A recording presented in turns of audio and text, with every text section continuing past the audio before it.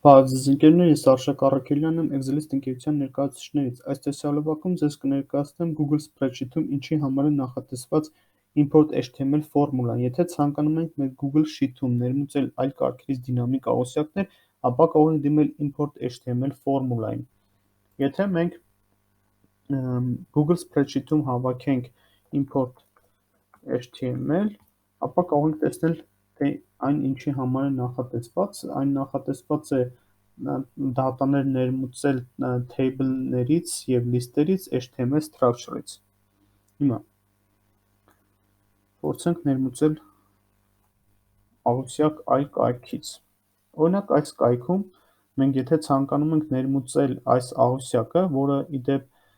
հնաներն է տարբեր երկրների տարբեր տարեթվերի, ապա կարող ենք inspect անել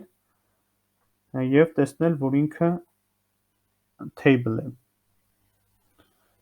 Այնուհետև կարող ենք copy անել URL-ը, տեղադրել այն HTML ֆորմուլայի մեջ և ասել, որ ցանկանում ենք ներմուծել իր միջի table-ը։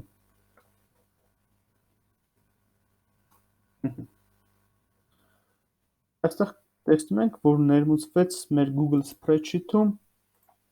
այս կայքի այս աղյուսակը, որը ի դեպ դինամիկ է և ցանկացած այստեղ կայքում փոփոխության դեպքում կարող է փոփոխվել նաև մեր Google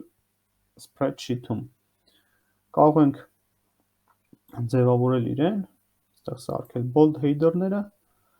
կարող ենք ավելի ընդգծել table-ը, այսպես, և արդյունքում կունենանք դինամիկ աղյուսակ։ Շնորհակալություն, կարող եք բաժանորդագրվել մեր YouTube-յան ալիքին։